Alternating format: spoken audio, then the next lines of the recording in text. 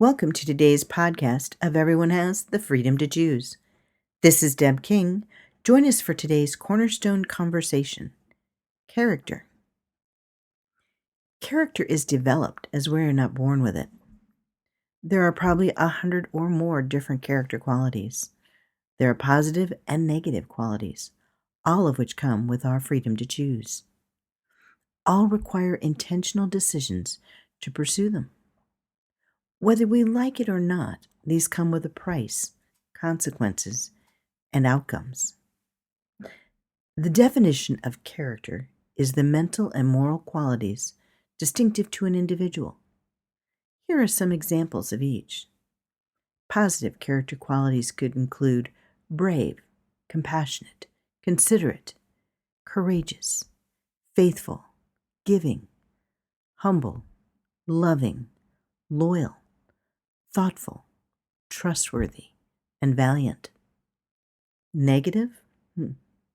Stubborn, selfish, lazy, demanding, arrogant, mean-spirited, cowardly, critical, dishonest, disrespectful, impulsive, greedy, careless, evil, selfish, and jealous. Each are rooted in one of two places, God or Satan, good or evil. When we consider the entire counsel of God, the entire 66 books of the Bible, we find the consistent character of God. From creation with truth and love to the end of times in Revelation with truth, grace, and justice. God's unassailable love for mankind. Let's look at the foundation of God's character, love.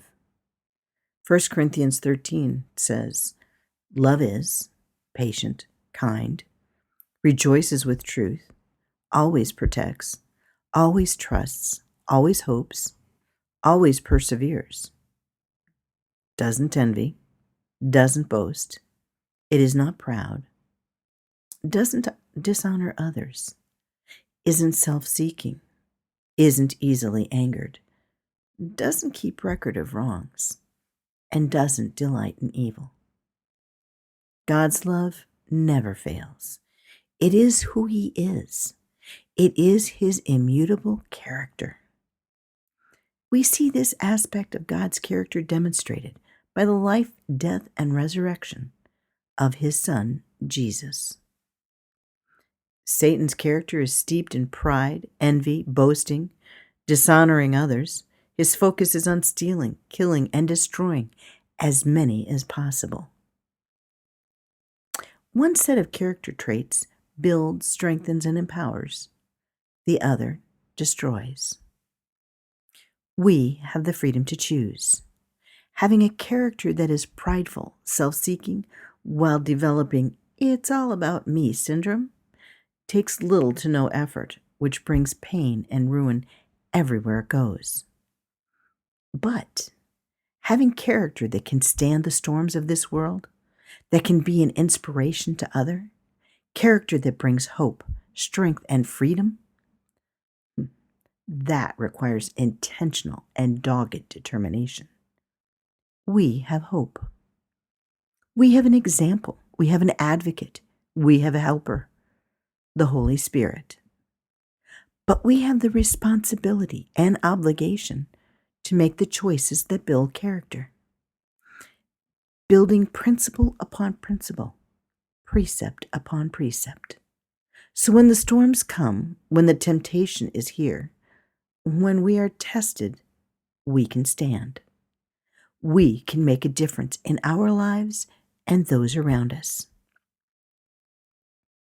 There is no temptation known to man that Jesus did not encounter, and with the Holy Spirit, overcome. He chose to give the greatest sacrifice so that we can overcome as well. He went to be with the Father, and the Father sent the Holy Spirit to us, that we too could overcome all of the temptations we would face. Just as Jesus had an adversary determined to destroy him, we too have the same enemy. He constantly looks for ways to destroy us, derail us. So what is the sin in our lives that so easily besets us? Where do we need to strengthen our character or resolve?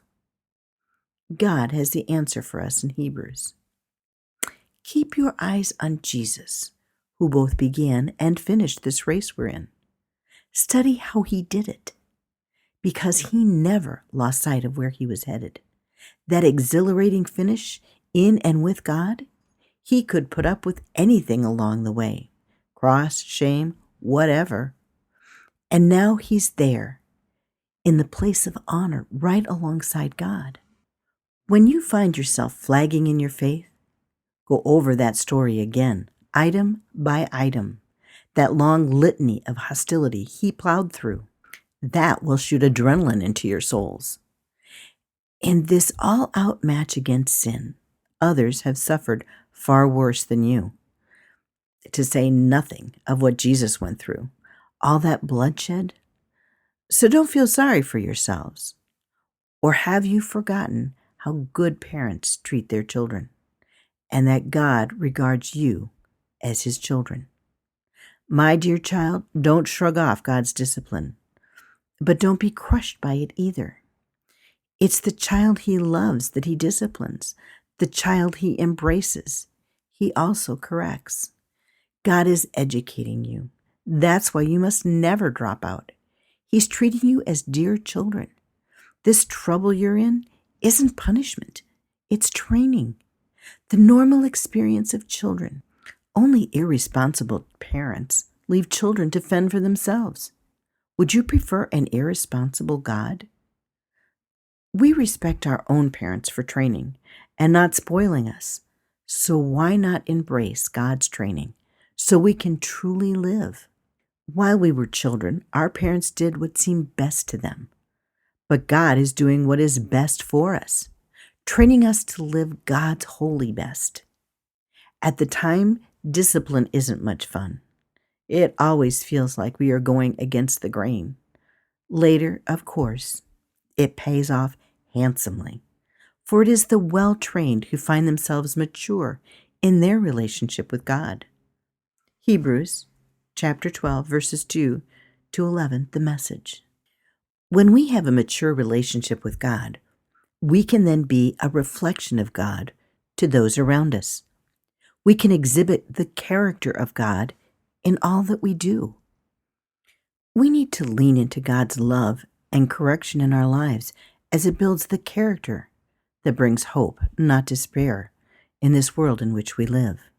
We need to ask the Holy Spirit to abide deep in our hearts that we may gain the character that can transform people's lives.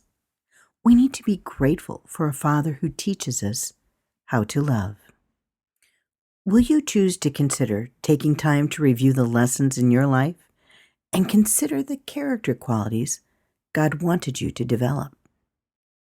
Will you consider asking the Holy Spirit to dwell deep in your heart to help you overcome the temptations you face, just as Jesus did? Thanks for listening and being a part of our conversation. You are welcome to pass it on.